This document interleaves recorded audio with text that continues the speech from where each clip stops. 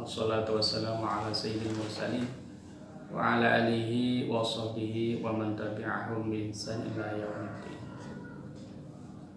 Pemirsa dimanapun Anda berada, anak-anakku kelas 7, 8, dan 9 SMP KIB Semarang yang kami sayangi dan kami harapkan menjadi generasi yang soleh dan solehah.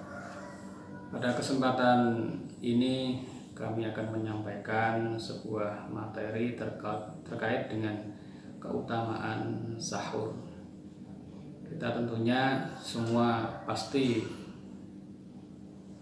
mengalami dan tahu sendiri keberadaan sahur itu sendiri. Sahur ini adalah sangat dianjurkan dan disunahkan oleh Rasulullah Muhammad SAW, tentunya di waktu menjelang subuh datang. Memang orang-orang terdahulu, orang-orang soleh, para nabi, para rasul, saat-saat waktu sahur itu beliau-beliau ini menggunakan dengan banyak-banyak istighfar. Bahkan inilah ciri khas orang-orang yang bertakwa kepada Allah Subhanahu wa Ta'ala. Sehingga dalam surat Ad-Dzariyat ayat 17 dan 18 Allah berfirman, kanu qalilan minal laili ma yahja'un wa bil ashari hum yastaghfirun. Mereka orang-orang yang bertakwa kepada Allah Subhanahu wa Ta'ala itu saat malam hari tidurnya sedikit. Mereka saat-saat waktu sahur itu mereka gunakan untuk beristighfar kepada Allah Subhanahu wa Ta'ala.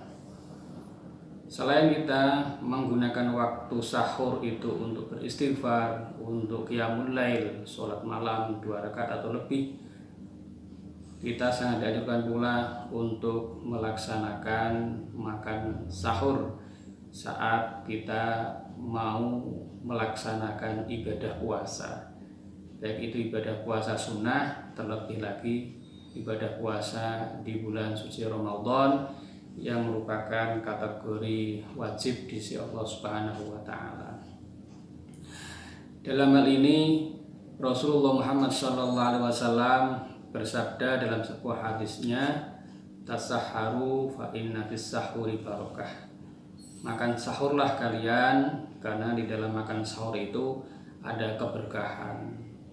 Makna keberkahan di sini adalah bagaimana dengan kita makan bersama anggota keluarga atau kita makan itu sendiri menjadikan tenaga kita, fisik kita terisi asupan-asupan makanan, sehingga nantinya saat kita menjalankan ibadah puasa tentunya kita merasa tidak cepat lapar, tidak cepat dahaga atau haus dikarenakan kita makan sahur, terlebih sahurnya adalah menjelang akhir waktu sahur.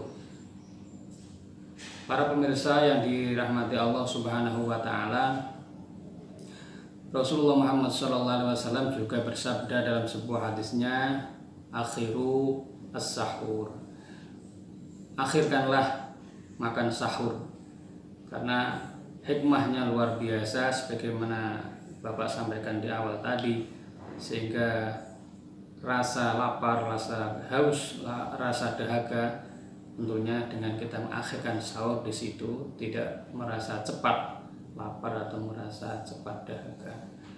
Anak-anakku kelas 7, 8, dan 9 SMP KIB Semarang dan pemirsa dimanapun Anda berada, tentunya makan sahur ini memang disunahkan di akhir, tetapi diperbolehkan pula kita makan sahur di malam hari atau di pertengahan malam ataupun di awal malam.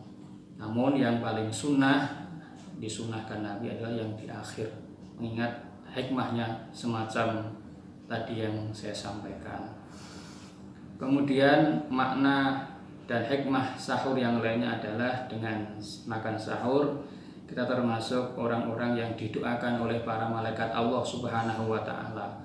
Karena saat waktu sahur itu para malaikat Allah Subhanahu wa Ta'ala itu juga turun ke bumi dalam rangka memohonkan ampunan terhadap orang-orang yang mau mendekatkan diri kepada Allah Subhanahu wa Ta'ala, dalam rangka qiyamul lail, berdoa, memohon ampunan, istighfar, dan bertaubat kepada Allah Subhanahu wa Ta'ala atas dosa-dosa yang pernah dikerjakannya. Anak-anakku kelas 7, 8, dan 9 serta pemirsa dimanapun berada, sahur ini pula menjadi pembeda antara orang beriman dengan orang yang tidak beriman atau ahli kitab. Sehingga dalam sebuah sabdanya Rasulullah SAW berkata atau bersabda, "Faslu ma baina siyamana wa siyam ahlil kitab aklatas sahur." Pembeda antara puasanya kita orang-orang beriman dengan puasanya ahli kitab adalah makan sahur. Mereka ahli kitab ketika mereka berpuasa jarang atau bahkan tidak melaksanakan makan sahur. Tapi bagi umat Rasulullah Muhammad SAW, makan sahur ini sangat dianjurkan, sunnah kategorinya, tidak wajib. Tapi waktu yang perlu diperhatikan ketika sahur adalah jangan sampai melebihi waktu fajar shotib. Artinya ketika saat imsak tiba, maka segera hentikan makan sahur kalian atau kita semua, walaupun di situ ada dispensasi, manakala belum terselesaikan bisa diselesaikan, asal jangan sampai masuk waktu subuh atau tiba waktu subuh. Dalam hal ini Rasulullah SAW juga pernah pernah menyampaikan sebuah hadisnya yang diriwayatkan oleh para sahabatnya. Ketika ditanya oleh sahabatnya, para sahabat tadi bercerita, suatu ketika kami atau saya pernah makan sahur dengan Rasulullah, kemudian Rasulullah menjalankan sholat. Setelah itu beliau membacakan ayat-ayat Al-Quran kurang lebih 50 ayat, sehingga ini menjadi dasar bahwasanya jarak antara imsak kita menghentikan sahur dengan waktu subuh kira-kira adalah kita baca Quran 50 ayat atau 10 sampai 15 menit, sehingga diharapkan di waktu-waktu sebelum subuh itu kita jangan sampai terlena dengan makan minum kita, walaupun itu masih diperbolehkan asal belum masuk waktu subuh, maka hentikan saja saat imsak. Sirine berbunyi, tanda imsak, imsak, imsak, dan imsak. Ini adalah bagian daripada kebudayaan di Indonesia, walaupun di luar Indonesia kadang tidak ada. Namun ini pengingat bagi kita semua, ternyata waktu makan sahur kita segera kita hentikan dalam rangka apa? Untuk mempersiapkan diri menjelang waktu subuh, sehingga sebelum subuh itu kita dapat gunakan untuk berzikir, beristighfar, baca Al-Quran, kita dapat qiyamul lail atau sholat malam walaupun 2 rakaat. Kita mohon kepada Allah apa yang kita hajatkan, semoga Allah mengabulkan hajat-hajat kita semua. Barangkali di antara kita terlena pula dengan nonton TV, dengan kadang kita main HP, sehingga waktu-waktu sahur itu malah kita gunakan untuk hal-hal yang tidak ada gunanya.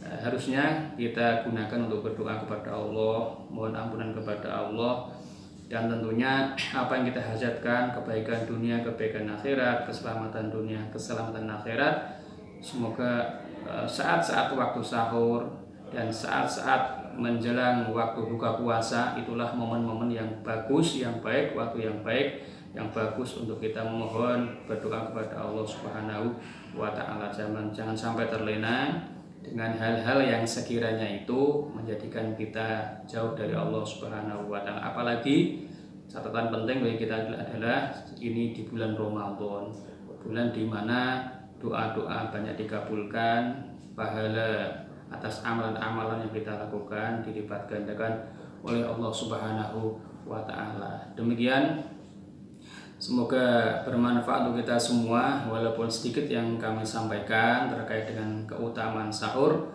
Lebih jauh lagi nanti kita bisa ketemu di lain kesempatan. Wallahu a'lam bishawab. Kami cukupkan sekian. Wallahu muwaffiq ila aqwamit thoriq. Assalamualaikum warahmatullahi wabarakatuh.